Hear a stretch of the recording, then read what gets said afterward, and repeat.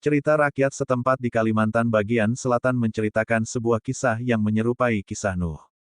Dalam panaturan, cerita rakyat suci Dayak Ngaju yang mendiami wilayah Kalimantan bagian selatan, manusia pertama yang turun ke dunia ini bernama Maharaja Bunu. Pada awalnya ia tinggal di sebuah dunia atas di Lewunin dan tarung dengan kembar tiganya yaitu Maharaja Sangiang dan Maharaja Sangen. Kembar tiga tersebut adalah anak-anak Manyamei Tunggul Garing Janjahunan Laut dan istrinya Kameloh Putak Bulauyan. Pada awalnya ia tinggal di sebuah dunia atas di Lewunin dan tarung dengan kembar tiganya yaitu Maharaja Sangiang dan Maharaja Sangen. Kembar tiga tersebut adalah anak-anak Manyamei Tunggul Garing Janjahunan Laut dan istrinya Kameloh Putak Bulau Janjulen Karangan, manusia pertama yang diciptakan oleh Ranying Mahatala Langit, dewa tertinggi. Maharaja Bunu diturunkan ke pantai Danum Kalunen, dunia ini, dengan menggunakan sebuah kapal yaitu Palangka Bulau Lambayung Nyahu atau disingkat Palangka, di Bukit Samatuan, dari mana kemudian keturunannya tersebar untuk mengisi seluruh bumi. Menurut panaturan, bukit tersebut terletak antara Kahayan Rotot dan Kahayan Katining. Palangka diisi penuh dengan perlengkapan keperluan hidup, seperti alat pertanian dan berburu, alat membuat senjata, benih padi, bibit buah-buahan dan tanaman, serta bibit ternak. Palangka menjadi asal nama kota Palangkaraya yang sekarang adalah ibu kota Provinsi Kalimantan Tengah. Sebuah dataran yang luas mendominasi topografi wilayah Kalimantan bagian selatan yang datar, halus dan rata. Kemiringan permukaan tanahnya sebagian besar kurang dari 1% menurun ke selatan menuju Laut Jawa dan hampir tidak ada gundukan terlihat pada seluruh dataran. Daerah dataran terletak di daerah hutan hujan tropis, memiliki tingkat curah hujan yang tinggi sepanjang tahun, memiliki suhu hangat sepanjang tahun, sebagian besar rawa dan memiliki banyak sungai besar dan anak sungai sehingga daerahnya subur dan kaya akan sumber makanan dan kebutuhan sehari-hari. Beberapa sungai mengalir pada dataran tersebut, sungai-sungai Barito, Kapuas, Murung, Kahayan dan Sebangau adalah di antaranya. Rezim sungai ini pasti telah berubah selama ribuan tahun terakhir karena proses banjir, sedimentasi, gerakan sungai dan pembelokan di dataran yang sangat datar. Pertukaran aliran dan urutan di antara sungai-sungai juga mungkin terjadi. Banyak saluran melintang yang menghubungkan satu sungai dengan yang lainnya di wilayah tersebut, beberapa dibangun atau direhabilitasi dalam masa-masa belakangan. Bagian ini dikenal secara lokal sebagai Anjir, sebuah kanal yang menghubungkan dua sungai sebagai bagian dari jaringan transportasi. Kanal tersebut juga digunakan sebagai saluran induk irigasi rawa pasang surut yang memasok air ke dan menguras dari lahan yang ditanami. Dataran ini berada pada elevasi dari 0 sampai sekitar 40 meter di atas permukaan air laut rata-rata. Karena berada pada dataran yang datar dan rendah, pengaruh pasang surut air laut dapat mencapai sejauh 160 km dari pantai. Dalam kitab Kejadian 7:12, hujan turun di atas tanah selama 40 hari dan 40 malam. Dalam Kejadian 7:1-2-20, banjir itu di atas tanah 40 hari, dan air pasang dan mengangkat bahtera itu, sehingga naik dari atas tanah. Air sangat meluas dan tinggi di atas tanah, dan bahtera mengapung di permukaan air. Air sangat meluas di tanah, dan semua gunung tinggi yang berada di bawah langit terendam. Air meluas ke atas dan bukit-bukit terendam sedalam 15 hasta. 15 hasta adalah kira-kira 23 kaki atau 6,8 meter. Pulau Kalimantan merupakan salah satu daerah di bumi yang memiliki curah hujan tertinggi selama setahun. Studi probabilistik curah hujan di wilayah Kalimantan Selatan menunjukkan dapat mencapai setinggi 500 mm per hari untuk periode ulang 100 tahun dan bahkan lebih tinggi di daerah pegunungan. Daerah tangkapan hujannya adalah berbentuk seperti bola lampu di mana daerah hulu pegunungan lebih luas, dengan curah hujan tertinggi, dan bagian hilir, di daerah dataran, lebih sempit. Oleh karena itu, risiko banjir bencana di dataran ini sangat tinggi, diperburuk oleh bentuk tangkapannya, distribusi curah hujannya, intensitas curah hujannya, dataran yang rata, datar, halus dan rendah, dan jangkauan pasang air laut yang jauh. Semua orang bisa membayangkan betapa luar biasanya banjir dalam Alkitab dari hujan 40 hari dan 40 malam di wilayah ini. Banjir Nuh mungkin telah terjadi di sini. 40 hari dan 40 malam di wilayah ini. Banjir Nuh mungkin telah terjadi di sini. Dikarenakan tingginya tingkat risiko banjir di wilayah ini, adalah mungkin bahwa banjir tersebut telah beberapa kali terulang selama ribuan tahun terakhir.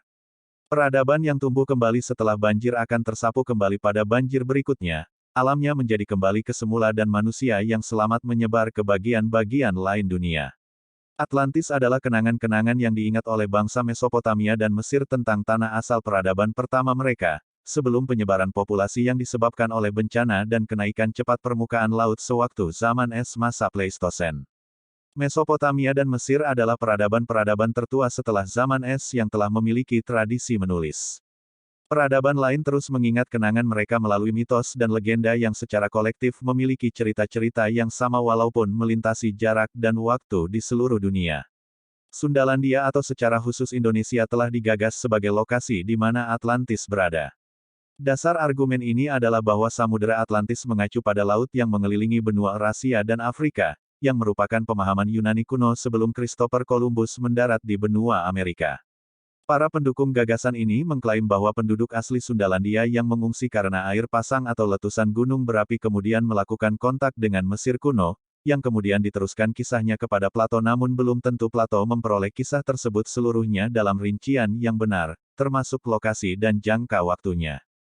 Gagasan pertama mengenai hubungan antara Atlantis dan Indonesia berasal dari teosofis terkemuka, C.W. Leadbeater tahun 1854 sampai tahun 1934 m. dalam buku The Occult History of Java, yang diterbitkan pada tahun 1951.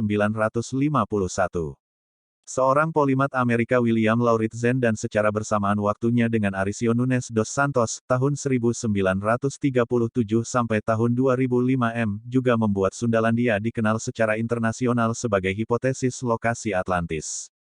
Zia Abbas, seorang ilmuwan komputer, mengklaim telah membuktikan bahwa Atlantis dapat ditemukan di Laut Cina Selatan.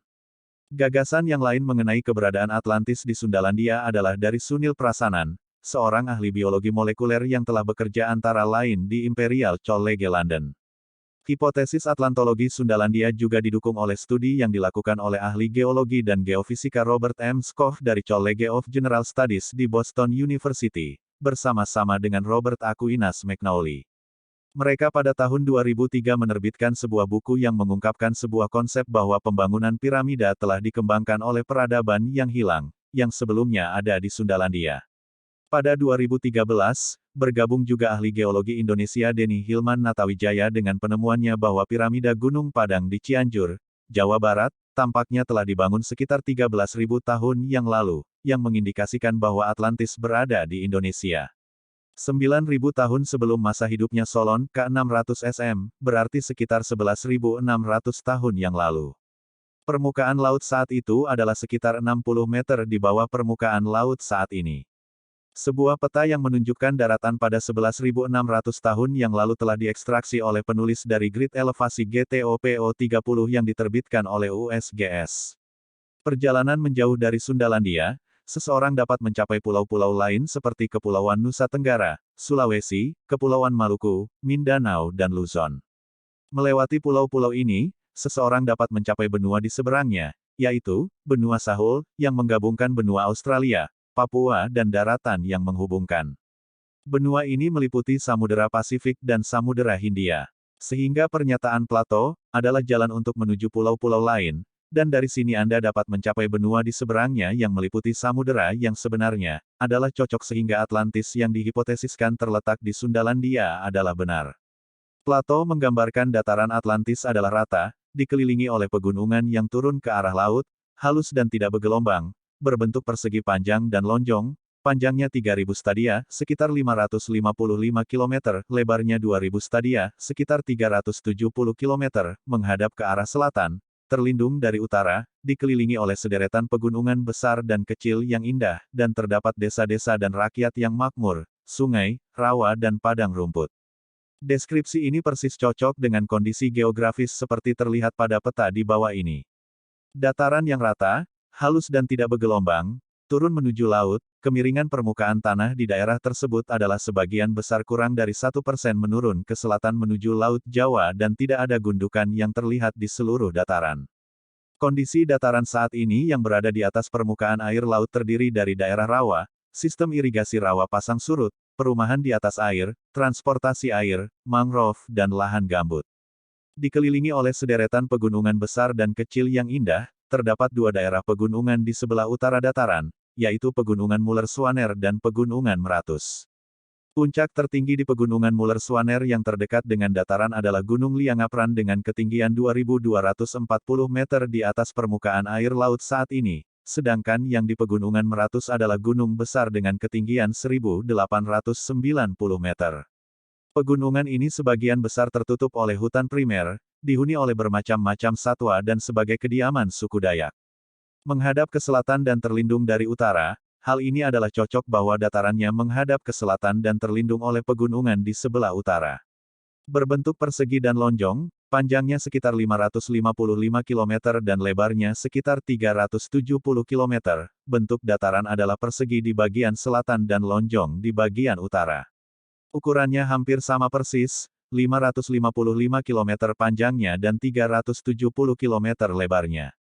Terdapat desa-desa dan rakyat yang makmur, sungai, rawa dan padang rumput. Daerah dataran dalam kondisi saat ini terletak di daerah hutan hujan tropis, memiliki tingkat curah hujan yang tinggi sepanjang tahun, memiliki suhu hangat sepanjang tahun, sebagian besar rawa dan memiliki banyak sungai besar dan anak sungai sehingga daerahnya subur dan kaya makanan dan sumber daya kebutuhan sehari-hari.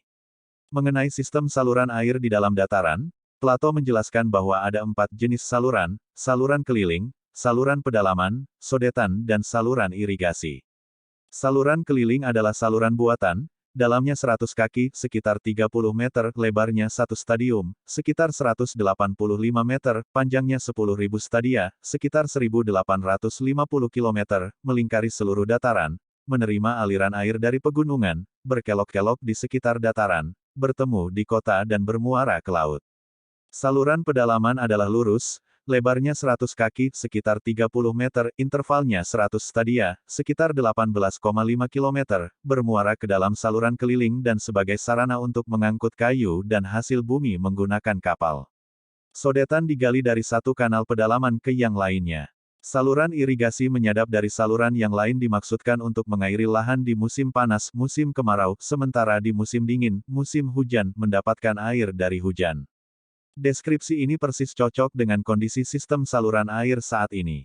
Saluran keliling adalah saluran buatan, dalamnya sekitar 30 meter dan lebarnya sekitar 185 meter. Salah satu sungai sebagai saluran keliling adalah Sungai Barito dan mungkin Sungai Negara yang terletak di sisi timur dataran. Karena saluran ini memiliki jarak terdekat dengan ibu kota, orang Mesir rupanya melaluinya seperti yang dilaporkan. Sungai Barito merupakan sungai yang terbesar dan terpanjang di Kalimantan Selatan, panjangnya sekitar 1.000 km, lebarnya 600-800 meter dan dalamnya rata-rata 8 meter. Banjir dan sedimentasi. Banjir dan sedimentasi sungai di dataran yang sangat datar selama 11.600 tahun terakhir telah mengubah rezim sungai, tetapi dengan menghitung kapasitas penyaluran airnya, luas penampang dikali kecepatan aliran, dengan asumsi kecepatan aliran yang sama karena kemiringan energi gravitasi yang sama, luas penampang aliran, lebar dikali kedalaman, seperti yang dijelaskan oleh Plato adalah sekitar 185 dikali 30 sama dengan 5.550 meter persegi, sementara luas penampang aliran saat ini adalah luar biasa cocok, 700 rata-rata kali 8 sama dengan 5.600 meter persegi. Panjang saluran keliling adalah 1.850 km, berliku di sekitar dataran, bertemu di kota dan bermuara ke laut, mengukur panjang di peta tapi mengingat faktor liku dari topografi, menghasilkan panjang yang hampir tepat sama seperti yang diterangkan oleh Plato, yaitu 1.850 km. Sementara itu, dengan menghitung bentuk persegi dan lonjong dataran, yang panjangnya 555 km dan lebarnya 370 km, diperoleh panjang kelilingnya 1.656 km, juga secara logis benar jika faktor liku tidak diperhitungkan. Jadi jelas bahwa Plato tidak bohong. Saluran keliling mendapatkan aliran dari pegunungan, hal ini adalah cocok karena sungai-sungai saat ini yang berada di dalam dataran berasal dari pegunungan Muller-Schwaner dan pegunungan Meratus. Saluran pedalaman adalah lurus, lebarnya sekitar 30 meter, intervalnya sekitar 18,5 km dan bermuara ke dalam saluran keliling. Sungai-sungai yang saat ini merupakan saluran pedalaman adalah Sungai Kapuas, Murung, Kahayan, Barito Hulu, Mangkatip dan mungkin Sebangau. Rezim sungai ini pasti telah berubah selama 11.600 tahun terakhir karena adanya proses banjir, sedimentasi, perpindahan sungai dan meandering di dataran yang sangat datar. Pertukaran orde dan aliran di antara sungai-sungai juga mungkin terjadi. Namun, secara umum kelurusan dan orientasi sungai masih dapat dilihat hingga saat ini, yaitu sejajar satu sama lain dan berarah utara-selatan, dan dalam hal yang sama seperti Sungai Barito, lebarnya telah berubah. Jarak rata-rata sungai ini adalah sekitar 20 km, juga dapat dianggap mendekati apa yang dikatakan oleh Plato yaitu sekitar 18,5 km. Kanal pedalaman digunakan untuk mengangkut kayu dan hasil bumi menggunakan kapal, kebiasaan ini masih ada hingga saat ini. Sungai merupakan bagian yang tidak terpisahkan dari kehidupan sehari-hari masyarakat di wilayah ini. Sebagian besar sungai-sungai di Kalimantan bagian selatan adalah sebagai sarana transportasi. Perahu tradisional yang secara lokal dikenal sebagai jukung, memiliki banyak jenis dan bentuk. Sungai-sungai ini dan semua anak sungainya adalah jaringan sistem transportasi dan menjadi sarana yang sangat penting bagi masyarakat karena setiap wilayah dapat diakses oleh sungai. Sejak zaman dulu, jaringan sungai mendukung kegiatan ekonomi dan sosial penduduk Kalimantan bagian selatan. Selain itu, jaringan sungai telah menjadi darah kehidupan ekonomi penduduk karena sebagian besar kegiatan ekonomi mereka dilakukan melalui dan di sungai. Komunikasi antar daerah di pedalaman, kota-kota dan pelabuhan khususnya juga dilakukan melalui sungai. Sungai-sungai menjadi andalan untuk kelancaran distribusi barang dan orang dari hulu ke hilir dan sebaliknya. Berbagai jenis hasil hutan, pertambangan dan hasil bumi pertanian yang melimpah di daerah pedalaman seperti kayu, karet, getah perca, rotan, damar, jelutung, lilin, batu bara, emas, merica, sarang burung, bahan tenun, ikan kering atau asin, dendeng rusa, buah-buahan dan banyak lainnya diangkut ke tempat pengumpulan atau pelabuhan melalui jaringan sungai. Sebaliknya, berbagai kebutuhan sehari-hari seperti beras, gula, garam, tepung, jagung, minyak goreng, tembakau, gambir, tembikar, peralatan rumah tangga, kawat tembaga, kain dan sebagainya juga diangkut dari pelabuhan ke berbagai daerah di pedalaman melalui jaringan sungai. Sodetan digali dari satu saluran pedalaman ke yang lainnya, hal ini adalah sama persis dengan kondisi saat ini. Seperti terlihat pada peta, berbagai sodetan terdapat di wilayah tersebut, beberapa telah dibangun atau direhabilitasi belakangan. Sodetan ini dikenal secara lokal dengan nama Anjir, yaitu suatu saluran yang menghubungkan dua sungai sebagai bagian dari jaringan transportasi. Saluran ini juga digunakan sebagai saluran irigasi rawa pasang surut yang berfungsi untuk memasok air ke dan menguras dari lahan pertanian. Saluran irigasi menyadap dari saluran yang lain dimaksudkan untuk mengairi lahan di musim panas musim kemarau, sementara di musim dingin, musim hujan mendapatkan air dari hujan menghasilkan 2 kali panen dalam setahun. Hal ini juga sama persis dengan kondisi saat ini. Sistem irigasi rawa pasang surut di Kalimantan bagian selatan secara tradisional dikenal sebagai sistem Anjir, di mana saluran utama yang disebut Anjir atau Antasan dibangun menghubungkan dua sungai pasang surut, juga digunakan sebagai tujuan navigasi. Saluran irigasi dibangun untuk mengairi dan menguras lahan pertanian dari dan ke dalam Anjir, yaitu saluran sekunder yang disebut Handil atau Tatah dan saluran tersier yang disebut Saka. Selama air surut, saluran-saluran tersebut menguras air beracun sementara pada saat pasang air tawar mengalir masuk ke dalam lahan. Sistem ini menghasilkan 2 kali tanam padi dalam setahun. Sistem ini juga digunakan untuk menanam tanaman lainnya atau untuk budidaya perikanan. Kalimantan bagian selatan saat ini merupakan eksportir beras ke daerah lain. Penulis menyimpulkan bahwa sistem saluran yang dikatakan oleh Plato ternyata adalah jaringan transportasi sungai dan sistem irigasi banjir di wilayah Kalimantan bagian selatan. Menurut Plato, Pulau Atlantis di mana terdapat pelabuhan dengan pintu masuk yang sempit adalah berada di sebuah laut yang dikelilingi oleh benua tak terbatas. Benua tak terbatas yang dihipotesiskan tersebut adalah Sundalandia yang terhubung pada benua Asia, dan satu-satunya laut yang dikelilinginya pada waktu itu adalah Laut Jawa kuno. Oleh karena itu, penulis membuat hipotesis bahwa Pulau Atlantis terletak di Laut Jawa. Pulau Atlantis, di mana terdapat sebuah bukit di tengahnya, adalah sebuah pulau yang terletak di dekat sebuah daratan yang teridentifikasi dari model grid elevasi digital, di mana muka air laut adalah sekitar 60 meter di bawah permukaan air laut saat ini, seperti yang ditunjukkan pada gambar di bawah. Seperti terlihat pada peta, pulau tersebut terletak di dalam selat. Terlihat ada dataran yang relatif datar di sebelah utaranya, sebagian adalah merupakan Pulau Kalimantan bagian selatan. Laut nyata, yang berada di sekitar pulau seperti diungkapkan oleh Plato adalah Laut Jawa kuno yang berupa sebuah teluk dengan bentuk pintu masuk berupa selat. Komentar Krantor seperti dikutip oleh Proclus tentang dialognya Plato menyebutkan bahwa, kurang dari menurut mereka, ada 7 pulau di laut tersebut pada waktu itu dan dalam kisaran 1000 stadia, 185 km. Hal ini adalah kira-kira cocok dalam menggambarkan geografi wilayah di Laut Jawa pada masa itu. Meskipun jumlah pulau seperti yang terlihat pada peta tidak persis sama karena proses sedimentasi, penggerusan, pergerakan pantai, pelarutan kapur dan pergerakan tektonik yang tidak diketahui selama 11.600 tahun terakhir, serta penulis membuang pulau-pulau yang kecil, geografi daerah tersebut secara umum adalah cocok. Pernyataan, dalam kisaran 1000 stadia, 185 km, secara umum juga cocok. Salah satu pulau tersebut diidentifikasi sebagai Pulau Bawean. Penulis merekonstruksi kota Atlantis berdasarkan deskripsi Plato, seperti yang ditunjukkan pada gambar di bawah. Lokasi ini diidentifikasi oleh para pelaut sebagai Gosong Gia atau Annie Florence Reef, sebuah terumbu karang kecil dan muncul ke permukaan pada saat muka air laut surut.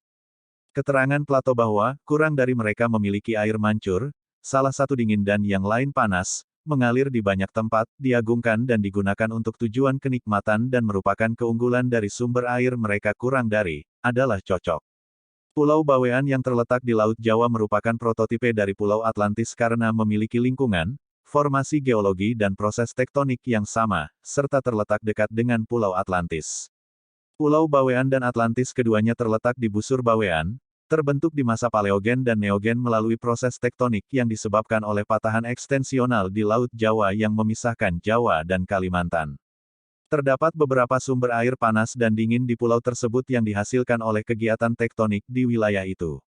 Keterangan bahwa kurang dari batu yang digunakan dalam karya mereka digali dari bawah Pulau Tengah, dan dari bawah zona daratan, di luar serta bagian dalam, satu jenis putih, yang lain hitam, dan yang ketiga merah, dan sewaktu digali, pada saat yang sama dilubangi untuk dermaga ganda, memiliki atap terbentuk dari batuan alami kurang dari, juga cocok. Batu berwarna putih, hitam dan merah yang disebutkan oleh Plato rupanya mirip dengan batuan beku yang terdapat di Pulau Bawean dengan warna putih, asam hitam abu-abu, basa, dan merah oksida besi, dikenal antara lain dari jenis-jenis lecite, ponolite, trahite dan onyx. Batuan beku seperti yang di Pulau Bawean adalah keras dan kuat sehingga memiliki kekuatan alam yang cukup untuk berdiri sebagai atap dermaga ganda.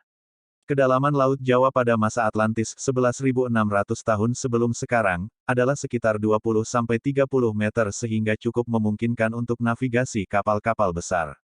Dalam dialog Plato, kerajaan Atlantis didirikan oleh dewa bernama Poseidon dan kerajaan itu dibagi menjadi 10 bagian yang diberikan kepada anak-anaknya. Di tengah benteng ada sebuah kuil suci yang didedikasikan untuk Poseidon dan istrinya, Kleito. Dalam Kritias, Solon dalam menulis puisinya menerjemahkan nama dewa itu menjadi Poseidon. Poseidon adalah salah satu dari 12 dewa Olympus dalam mitologi Yunani. Domain utamanya adalah lautan, dan ia disebut Dewa Laut. Solon menerjemahkan nama dewa itu karena kesamaan dalam sifatnya. Dewa Poseidon yang dipuja oleh orang Atlantis adalah identik dengan Dewa Baruna, seorang dewa dalam mitologi Nusantara Pradharma, keduanya diberi julukan, Dewa Air, atau, Dewa Laut. Jadi, Solon menerjemahkan Baruna menjadi Poseidon. Pulau Kalimantan dulunya pernah dikenal dengan nama Warunapura atau tempatnya Dewa Baruna. Selanjutnya, naskah Nagarakretagama menyebutkan sebuah negara yang berada dalam lingkup pengaruh Majapahit yang disebut Barune, kemudian diidentifikasi sebagai Barunai, sebuah kerajaan yang sekarang dikenal dengan nama Brunei. Sumber-sumber Eropa selanjutnya pada abad ke-16 menyebut nama pulau itu sebagai Burne oleh Antonio Piga. Burne oleh Antonio Pigafetta atau Borneo oleh Duarte Barbosa. Kolonial Belanda dan Inggris memberi nama pulau tersebut Borneo.